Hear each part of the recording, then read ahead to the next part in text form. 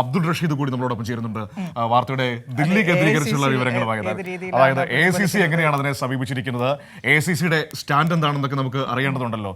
ഏതായാലും Abdul Rasheed, good morning. ഒരു പ്രധാനപ്പെട്ട കാര്യം, ശശി തരൂരിന് ഇവിടെ ഒരു വിജയം കൈവരിക്കാനായത് കേരളത്തിൽ തനിക്ക് നേരിടേണ്ടി വരുന്ന പ്രശ്നങ്ങളടക്കം ഹൈക്കമാൻഡിനെ ഈ വിഷയത്തിലൂടെ ധരിപ്പിക്കാൻ തരൂരിന് കഴിഞ്ഞിട്ടുണ്ട്. അതുമാത്രമല്ല, സതീശനടക്കമുള്ളവരുടെ അപക്വമായ സമീപനങ്ങളെക്കുറിച്ച് ബോധ്യപ്പെടുത്താനും ഹൈക്കമാൻഡിനെ ബോധ്യപ്പെടുത്താനും തരൂരിന് കഴിഞ്ഞു എന്ന് വേണം ആദ്യഘട്ടത്തിൽ നമുക്ക് വിലയിരുത്താൻ.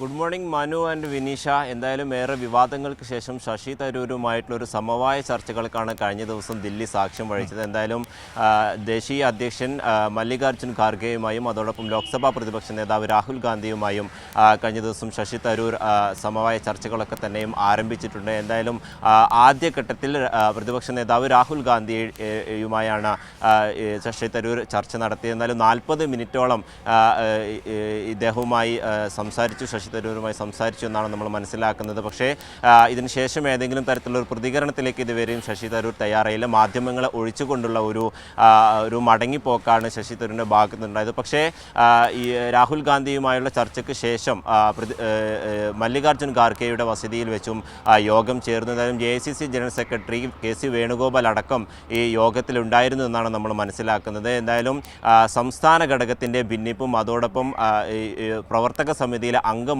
കൂടി തനിക്ക് ലഭിക്കേണ്ടുന്ന ഒരു പരിഗണന സംസ്ഥാന ഭാഗത്തു നിന്നും സംസ്ഥാന ഘടകത്തിൻ്റെ ഭാഗത്തു നിന്നും ഉണ്ടാകുന്നില്ല എന്ന ഒരു ശക്തമായിട്ടുള്ള ഒരു പ്രതികരണമാണ് ശശി തരൂർ ആദ്യഘട്ടത്തിൽ ഈ കേന്ദ്ര നേതൃത്വത്തെ അറിയിച്ചിട്ടുള്ളത്. എന്തായാലും ഇതുമായി ബന്ധപ്പെട്ട KC വേണുഗോപാൽ പറഞ്ഞത് ഏതെങ്കിലും തരത്തിലുള്ള ആഭ്യന്തര കലാപം അല്ലെങ്കിൽ ഏതെങ്കിലും തരത്തിലുള്ള ഒരു ഭിന്നത കോൺഗ്രസിൻ്റെ ഭാഗത്തു നിന്നില്ല എന്നാണ്. പക്ഷേ അങ്ങനെയാണെങ്കിൽ പോലും ഈ ശശി തരൂരിൻ്റെ വിവാദവുമായി ബന്ധപ്പെട്ട ഏതെങ്കിലും തരത്തിൽ പരസ്യ പ്രചരണം നടത്താൻ സംസ്ഥാന ഘടകത്തിലെ നേതാക്കൾ തയ്യാറാകരുത്, അല്ലെങ്കിൽ അത്തരത്തിലൊരു പരസ്യ പ്രചരണം നടത്തരുത് എന്നൊരു നിർദ്ദേശം കൂടി കോൺഗ്രസിൻ്റെ ദേശീയ തലത്തിൽ നിന്നും സംസ്ഥാന ഘടകത്തിന് നൽകിയിട്ടുണ്ട് എന്നുള്ളതാണ് നമ്മൾ മനസ്സിലാക്കുന്നത്. എന്തായാലും തൻ്റെ നിലപാട് അല്ലെങ്കിൽ തൻ്റെ ഇത്തരത്തിലുള്ള എഴുത്തുമായി ബന്ധപ്പെട്ട അതേ നിലപാടിൽ തന്നെ ഉറച്ചു നിൽക്കുകയാണ് ശശി തരൂർ. അതോടൊപ്പം കോൺഗ്രസും, അതായത് കോൺഗ്രസിൻ്റെ ദേശീയ നേതൃത്വവും ശശി തരൂരിനൊപ്പം നിൽക്കുന്ന ഒരു നിലപാട് തന്നെയാണ് ഉള്ളത്. അതോടൊപ്പം മറ്റു